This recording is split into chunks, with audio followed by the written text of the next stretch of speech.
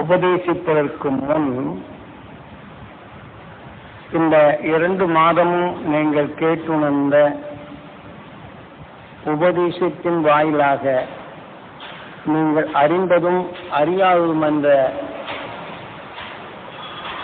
அறிந்தது சிலவாக இருக்கலாம், அறியாதது சிலவாக இருக்கலாம். அதை வினா எழுப்பி அறிந்ததில் குறைகளை நீக்கலாம், அறியாததை அறிந்து கொள்ள உதவும். ஆகவே முதல்ல வினாக்களை எழுப்பி கேட்டறியும்படி வேண்டிக் கொள்கின்றேன்.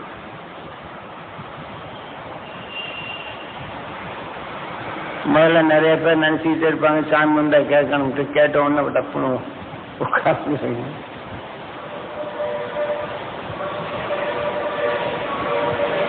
கேளுங்க. பெண்கள் தரப்பிலும் சரி, ஆண்கள் தரப்பிலும் சரி.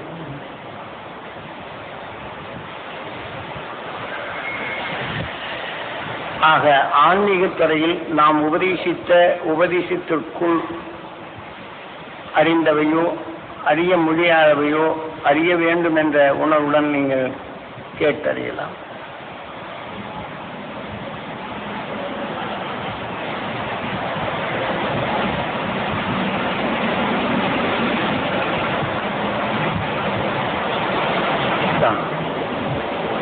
மைக் என்ன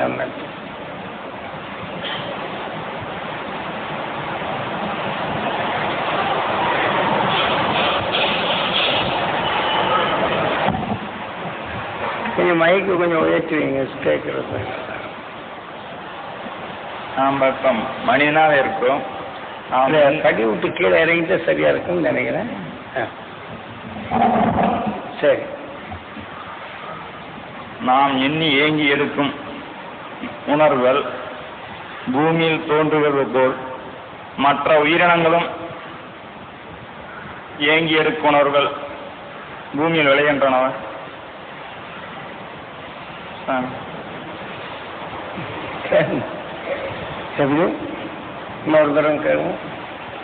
நாம் மனிதனாக இருந்து நாம்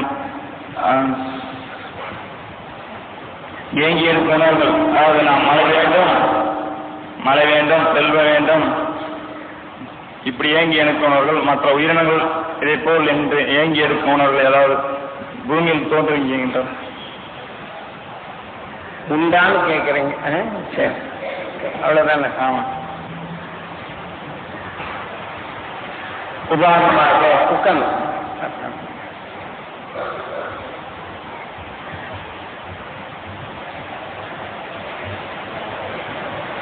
இப்ப நான் ஒருவரை சந்திக்க வேண்டும் என்று எண்ணுகின்றேன் என்று வைத்துக் கொள்வோம். நான் எண்ணி அவரை சந்திக்க வேண்டும் இத்தனை மணிக்கு என்று எண்ணும் போது அத்தனை மணிக்கு நாம் போறோம். அவரை சந்திக்க போகும்போது அவருடைய சந்தர்ப்பம் அவருடைய அலுவலின் காரணமாக வேறு எங்கோ சென்று விடுகின்றார்.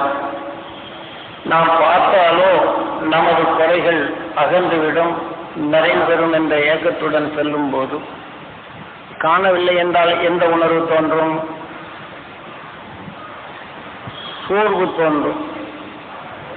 முதல்ல அந்த சோர்வின் உணர்வை நீங்க நுகர்ந்த உடனே உங்க உடல் என்ன செய்யும்?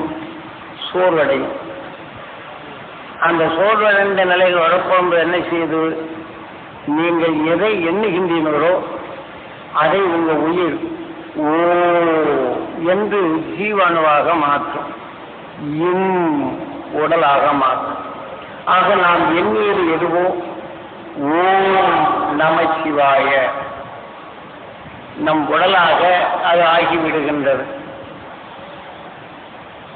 ஆக நாம் எதை எண்ணினோமோ அது நம்ம உடலுக்குள் இருக்கும் எலும்புக்குள் ஊழ்வினை என்ற வித்தாக அது உருவருகின்றது. தான் ஊழ்வினை என்பது. இப்ப நாம் சந்தர்ப்பம் அவரை சந்திப்போம் என்ற ஆசை இருந்தது. சந்தித்தால் கஷ்டங்கள் தீரும் என்ற அவாவில் அவரை பார்க்க செல்லுகின்றோம். ஆனால் அந்த சந்திப்பு நடக்கவில்லை, நாம் எண்ணியது நடக்கவில்லை என்றால் சோர்வு என்ற உணர்வாகும். முதல்ல உற்சாகத்தோடு வந்திருப்போம், காணவில்லை என்று சொன்னவுடன் அதை சுவாசித்த உணர்வுகள் நமது உயிரோட வேலை என்ன, எதை சுவாசிக்கிறோமோ அது அணுவா மாற்றும் வேலைதான். அப்ப ஓய்ந்து ஜீவ அணுவாக மாற்றி என்று உடலாக்கிவிட்டால் ஓம் நமச்சிவாய சிவாய நம. அப்புறம் நீங்க அடுத்தாவிட அவரை போய் சோர்வடைஞ்சவரை கேட்டோன்னே என்னங்க அவரை பார்க்கணும்னு நினைச்சேன், இந்த மாதிரி ஆகி போச்சுங்க. அப்ப வேதனையை சொல்ல வேண்டியது ஓம் நமச்சிவாய சிவாய நம ஓம். நாம் எண்ணீது மீண்டும் மற்றவர் கேட்கப்படும் போது இந்த சோர்வின் உணர்வை அவர் மேல் உருவாக்கியதை அந்த உணர்வை இயக்க முடியும். நாம் எண்ணீது உணர்வின் அணுக்கள் நமக்குள் விளைகின்றது. இனி சிறிது நேரம் போய்விட்டால் என்ன இப்படி ஆகி போச்சு, அங்க போகணும் இங்க போகணும் அந்த காரியத்தை செய்யணும், இந்த பார்த்துட்டு போகலான்னு இருந்தேன் அப்படின்னு சொல்லி இந்த உணர்வுகளை அதிகமாக கூட்ட கூட்ட நாம் ஒரு தலையில பாரத்தை இறக்கி சீக்கிரம் இறக்கி விடலான்னு பார்க்கோம். அது இறைகளை கூட கொஞ்ச நேரம் இறைக்கிற ஆள் என்ன கொஞ்ச நேரம் தலையில வச்சுட்டு இருந்தா எப்படி இருக்கும், வேதனை கொடுக்கும். அதே போல இந்த சிறிது நேரத்தில் வேதனை என்ற உணர்வுகள் நம்முள்ளே தோன்றுகின்றது. ஆக பார்க்கவில்லை என்ற உணர்வும் நாம் பார்க்க சொல்லும் போது இல்லை என்ற உணர்வும் ரெண்டும் சேர்த்து நம் உயிரிழப்படும் போது அந்த அணுவின் தன்மை நம் உடலுக்குள் சுழலத் தொடங்குகின்றது, மற்ற அணுக்களை சோர்வடைய தோன்றுகின்றது.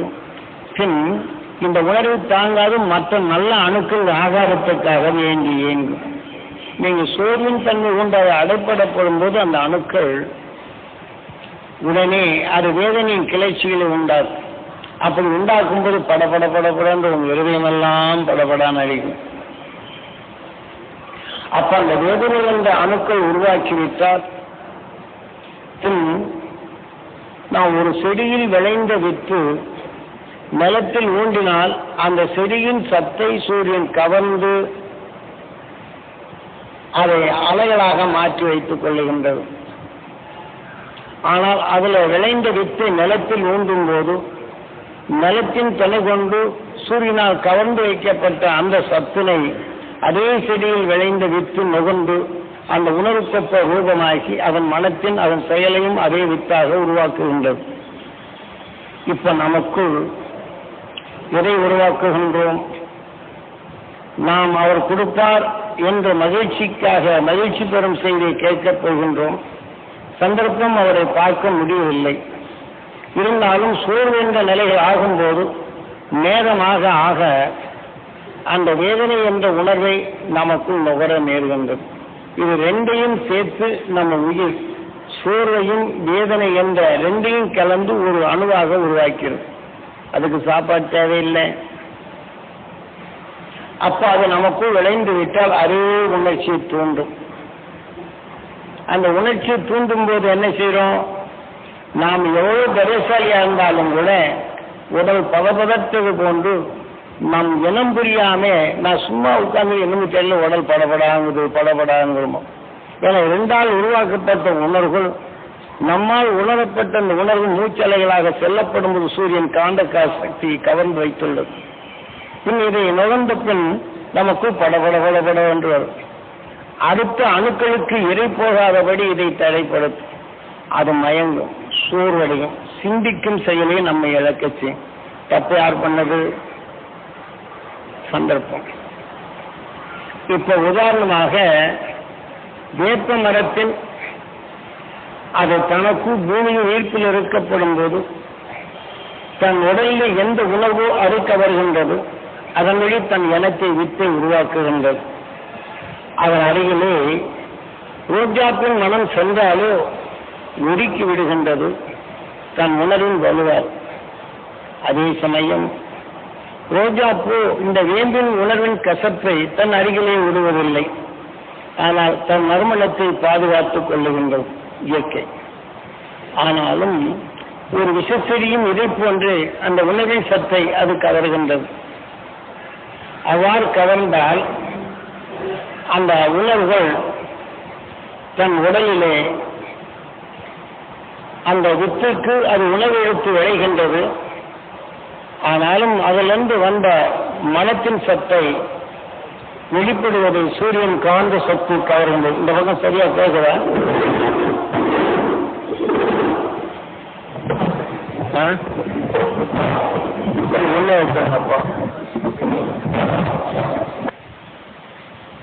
அந்த கீரியாக உருவருகின்றது. இது ஒரு பக்கம்.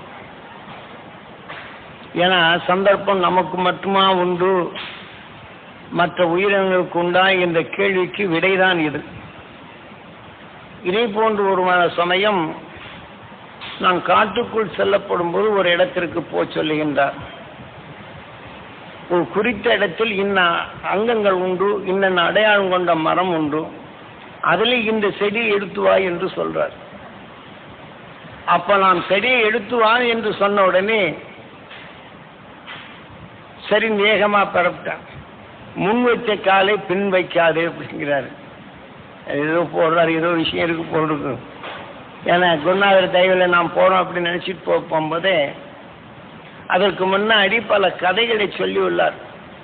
யானையின் தத்துவமும் யானை நுகர்ந்தறிவின் தன்மையும், நுகர்ந்த பின் தனக்கு பாதுகாப்பு எப்படி தேடிக்கொள்வது என்றும் அது உணர்வுகள் எல்லாம் சொல்லி, அதை சிநேகிதம் பண்ணணும்னா நீ என்ன பண்ணணும்னு எல்லாம் சொல்லியிருக்கிறேன்.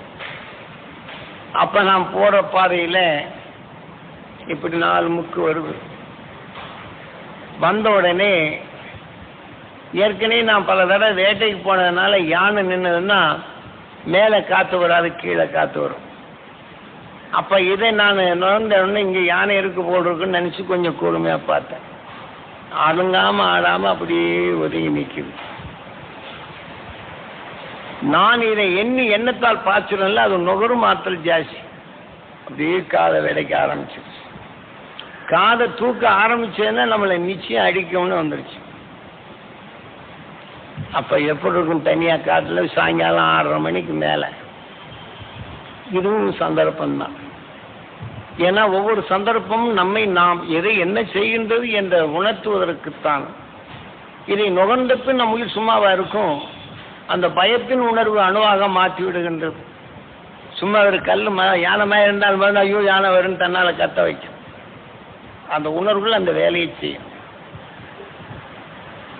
இப்படி நான் போனோடனே அதே இதுக்கு முன்னாடி சொல்லியிருக்கிறார், நீ தோஸ்து பண்ற அப்படின்ட்டு, நீ சிநேகிதம் பண்ணிக்கோ அப்படின்னு இருக்கிறார் யானைய. நான் எங்க போய் சிநேகிதம் பண்றது? அப்போ அதுக்கு உண்டான அந்த உணர்வின் மனங்கள் வரப்படும் போது நீ அதீதமா உன் உடல்ல அந்த யானையின் மனத்தை சேர்த்து விடு. அப்போ தனக்குள்ள அந்த தன் மனத்தை நுகர்ந்த பின் அதை ஒன்றும் செய்யாது. உன்னை வாசனை கண்டாலும் கூட நம்மளை ஒன்றும் செய்ய மாட்டான்னு அந்த உணர்வு அதுக்கு தெரியும். இப்போ யானை மாவட்டர்கள் என்ன செய்வாங்க தெரியுமா? யானை பழகணும்னா தன் உடல்ல இருக்கக்கூடிய வேர்வை எடுத்து சுவாதத்தை பதிஞ்சு 2 தரம் ஊற்றி விட்டுருவாங்க. அந்த உணர்வுல பட்ட உடனே அவங்கள கண்டா அந்த நட்பா வரும். அதை பழக்கிறதும் முதல்ல அந்த அளவுல தான்.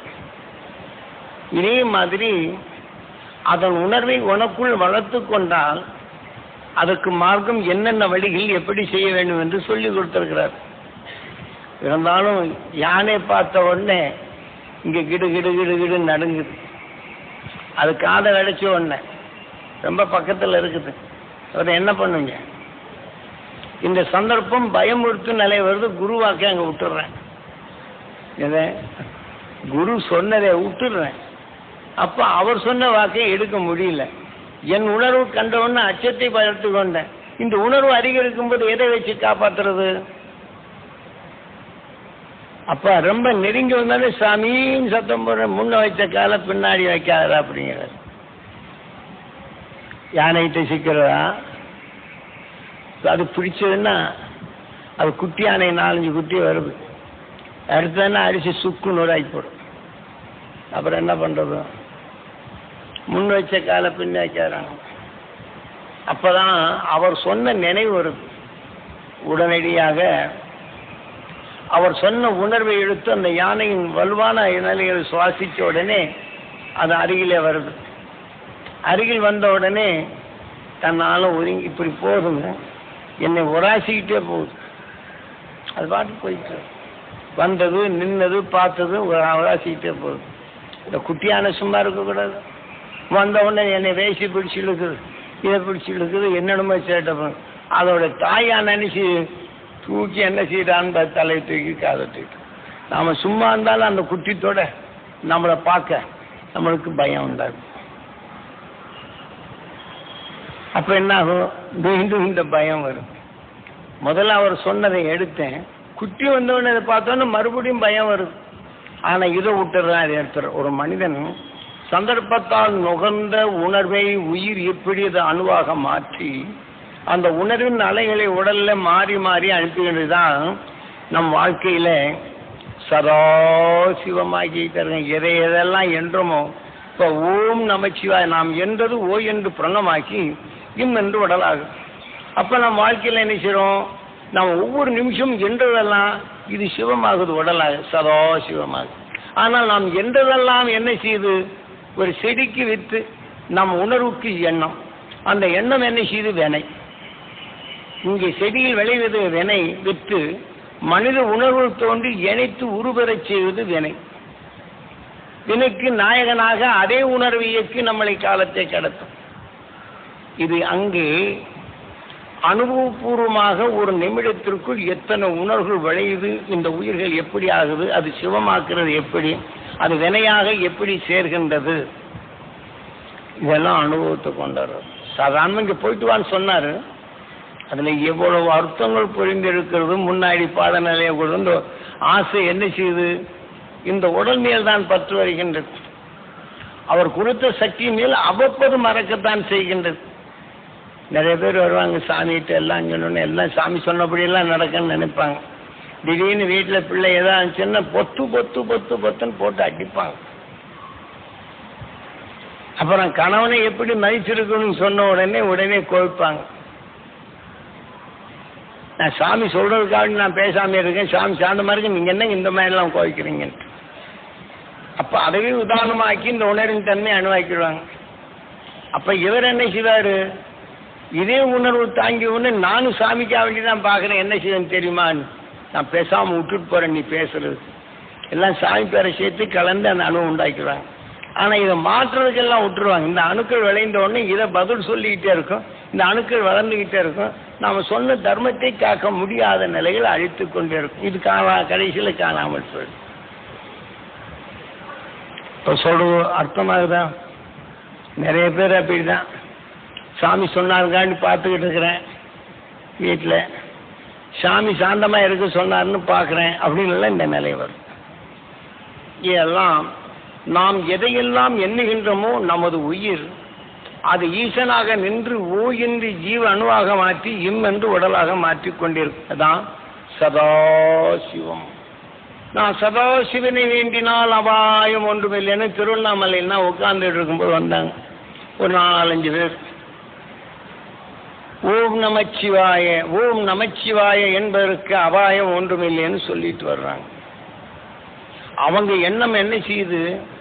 இரவில் மலையை சுத்த போகும்போது அங்க மினிட்டாம்பூச்சி போகுது, அதை பார்த்து அப்பதான் அந்த சதா அந்த சிவன் இப்ப காட்சி கொடுக்குறான் பாரு ஒளி வடிவில் அப்படின்னு சொல்லிட்டு அங்க உட்கார்ந்துகிட்டு இருக்கிறோம். அங்க ஒன்று பார்த்தீங்களான்னு என்ன அந்த சிவன் இப்போ எப்படி காட்சி கொடுக்குறான் பாருங்க, பாருங்க எப்படி போறான்னு பாருங்க அப்படின்னு. இது போன உடனே அந்த 2 மலைக்கு மத்தியில அந்த நட்சத்திரம் தெரியுது. ஆஹா, அங்க போய் மருந்து காட்சி கொடுக்குறாங்க. ஓம் நமச்சிவாய ஓம் நமச்சிவாயன்னு இப்படி பண்ணி இந்த பக்தியில் தனதும் ஆர்வ உணர்வுகள் எதுவோ அதை செயல்படுத்துவதையும் காட்டுறாங்க. அப்புறம் நான் கொஞ்ச நேரம் உட்காரியானு யாரையா கேட்கணும், உங்களுக்கு தெரியலையே, ஐயோ எங்களுக்கு தெரியவே இல்லைன்னு. இப்போ போனது தெரியல, ஐயோ எங்களுக்கு தெரியலையே. 4-5 பேர் தெரியலைங்க, உங்களுக்கு அவ்வளோதாங்க கொடுத்து வச்சு. நாங்கள் சதா சுற்றிக்கிட்டே இருக்கிறோம், நாங்கள் பார்த்துக்கிட்டே இருக்கிறோம். அதனால இன்னும் உங்களை பற்றி பத்தாது, இப்படி உட்கார்ந்து உங்களுக்கு அது சரியில்லைங்க அப்படின்னு கதை சொன்னாங்க. கொஞ்ச நேரம் இருங்கன்னார். அந்த நட்சத்திரம் அந்த 2 மலைக்கு நடுவில் இப்போ யான்னு சொல்லி கேட்டேன். அது சொல்லாமல் நடந்து போயிட்டேன். நாங்கள் ஒரு 5-6 நாள் அங்கே கேம்ப் போட்டிருந்தோம். இப்போ நாங்கள் இருக்கிறோம் தெரிஞ்சு அந்த பக்கமே சுற்றுக்கு வர்றதில்லை. இந்த மாதிரி மனிதனின் உணர்வு எதுவோ அந்த உணர்வை இவன் நினைவாக்கி அதன் நிலையை அதுவென்று சாதிக்கணும். அந்த உணர்வின் தன்மை இது பதிஷ்டான்ல. இப்போ அந்த மின்னிட்டாம்பூச்சி இல்லைன்னாலும் கூட பார்த்தோன்னா போகுது பாருமா. இந்த உணர்வின் ஒளி அலைகள் தனக்குள் எதிர்படும். இப்போ என்ன செய்யுது? காட்டு விலங்குகள் எல்லாம் தான் இறை தேடி வெகு தூரத்தில் இருக்கு, அதை நுகர்ந்து பார்க்கும். அந்த உணர்வின் தன்மை வந்து தன் எண்ணமும் ரெண்டும் மோதுது. அந்த மோத போகும்போது அங்கே வெளிச்சம் வரும். ஏனென்றால் இதுக்குள் இருக்கக்கூடிய விஷயத்தின் தன்மை நுகர்ந்து பார்க்கும்போது இறைக்கு தேடி செல்லுது. இந்த உணர்வின் தன்மை தனக்குள் வந்த உடனே ரெண்டும் மோதுது. அப்ப இருட்டில் அதுக்கு வெளிச்சம் தெரியுது. ஆனால் அதனுடைய உணர்வுகள் நாம இப்ப நுகர்ந்து அறிந்து இது பண்ண உடனே என்ன செய்ய, இந்த பக்கத்துல பார்த்தேன் பேய ஒருத்தன் சொல்றான், அங்க எரிக்கலைஞரி பார்த்தோன்னா பழி பண்ணி அது வந்துருச்சு பேய்ங்கிறோம். இந்த பேய் பயம் மனதின் உணர்வுகள் தனக்குள் மோதியப்பின் அந்த உணர்வின் எண்ணங்களை தூக்கி அதே ரூபத்தை கொடுக்கும். இதெல்லாம் மனிதனுக்குள் விளைவித்த உணர்வுகள். அது எவ்வாறு இயக்குகின்றது, எவ்வாறு உருவம் தெரிகிறது என்ற நிலையை நாம் தெளிவாக தெரிந்து கொள்ளுதல் வேண்டும். அப்போ நாம் ரெண்டாவது வரோம் அந்த குட்டியான போச்சு.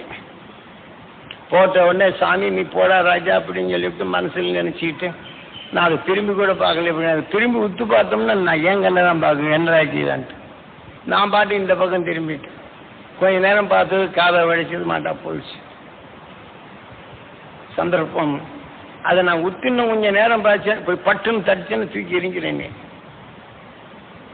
அந்த மாதிரி சமீபம் அதெல்லாம் அனுபவ ரீதியில் குருநாதர் கொடுத்த அந்த நிலைக்கு இதை விட்டு போனோம்னு நினைச்சி புலி என்ன செய்யுது, எத்தனை பேரை அடிச்சு கொள்ளுது. அப்போ நான் போனும் போது அந்த பாதையில் அவர் சொன்ன மச்சத்துக்கு போகிறேன். போக போக என்ன செய்யுது, நான் பாட்டு கடகடான்னு போயிட்டேன். அவர் சொன்ன மரத்து மேலே தான் ஞாபகமாக போனேன். இங்கே பாம்பையோ நரியோ நாயோ ஒன்றும் பார்க்கல, இந்த நினைவு வரல. ஏன்னா இதுதான் காட்சியில் பார்த்துக்கிட்டேன். அதனால் அங்கே போயிட்டே இருக்கிறேன். எடுத்துக்கிட்டு திரும்பி வர்றேன்.